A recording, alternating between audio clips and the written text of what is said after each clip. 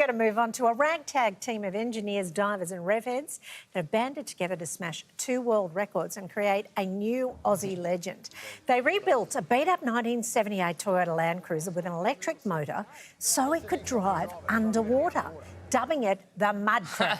Putting the pedal to the metal, a team of more than 30 divers drove it 7 kilometres along the seafloor of Darwin's Harbour before surfacing nearly 12 hours later.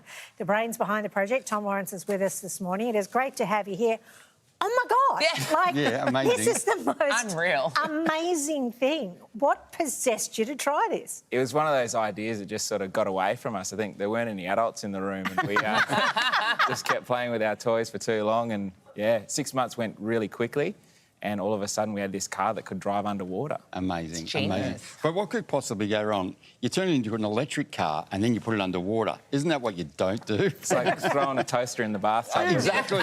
But talk to me about this. I mean, how did you manage the drivers or divers or whatever they're described as? It was a real logistical task. So a guy named Matt Mitchell has a company named Ocean Tech in Darwin and they're commercial divers. They do, like, amazing things underwater as their job every day. Building bridges, cleaning boats' hulls, checking for bombs on naval ships, those sorts of things. And driving electric cars. And now driving electric cars, yeah. So we had to cycle the divers in and out of the vehicle. So depending on how deep we went, we had to, you know, if you were deeper, you couldn't stay down there for much longer. So it depended on how deep they were. How'd you communicate? Like, I'm running out of air, I need to come up, I need whatever. So commercial divers, they wear a big yellow helmet. Are we there yet? How much further, yeah. Well, it was a yellow helmet called a Kirby Morgan and it's got a camera on it and it's got lights and, yeah, you can talk to the people in the boat whilst you're wearing it. Oh, wow. Now, we saw the vision before of you guys coming out of the water when you were arriving and there was a guy holding 2 fish.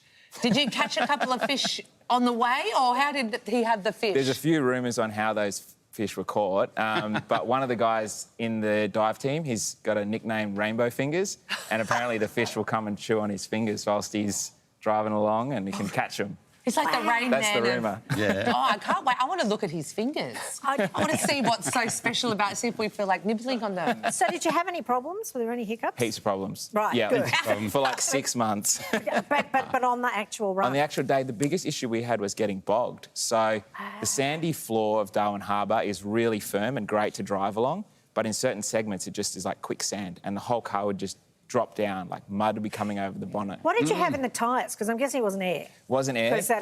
Well, yeah, we'd be on top of the water. Yeah, right. No, we had them full of water. Right. And actually getting the tyres, like all of the air out of the tyres, like was really hard. We had to create these special, like water nose hose, like things to get the air out. And yeah, it was a bit of a task. I'm really good at getting air out of tyres on my car. I could have helped. Do it without trying.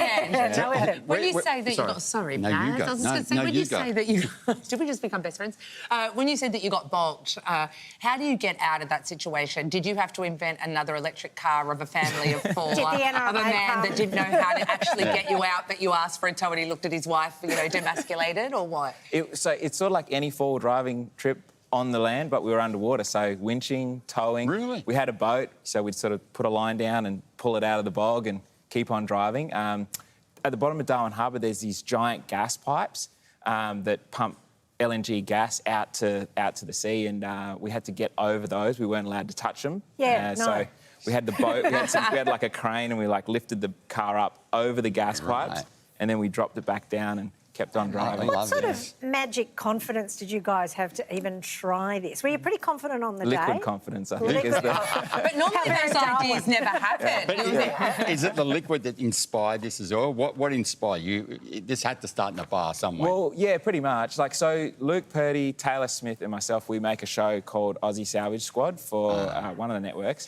And, yeah, we finished filming that and we were sort of like, what's the next project? And we're all, like, obsessive Landcruiser fans. Yeah. So we wanted to, like, work on a Landcruiser and come up with a new adventure, and someone threw the idea out and one thing led to another. And all of a sudden we found a Landcruiser on Gumtree for $5,000 and that was it. Good on you. And may you be inspiration for every bloke and woman that talks at the pub with a great idea. Follow it through. This is an example. You did break some world records. What were they? So world's longest drive under the water and world's deepest drive. So we went 7.7 kilometres in distance and 30 metres deep, which is pretty deep. You mentioned the gas pipes, you mentioned the bogging. The other little thing that comes to mind when I think Northern Territory and waterways is crocodiles. Any of those come and pay a visit? Well, we didn't see any, but everyone keeps telling us that the sharks ate them all, so...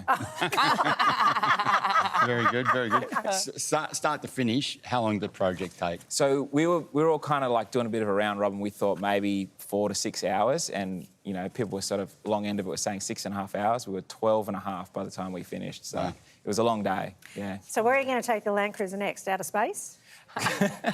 To the moon, maybe, I'm not sure. Yeah. No, I think we've got this cool underwater car that can drive underwater, so we're sort of thinking, what can we do next? Maybe go fishing or something. I love that. Or you could try one of the most impossible tasks that probably won't be able to be achieved, and that is get a park at Bondi on the school holidays. Just drive off the beach. Yeah. Oh, that would be amazing.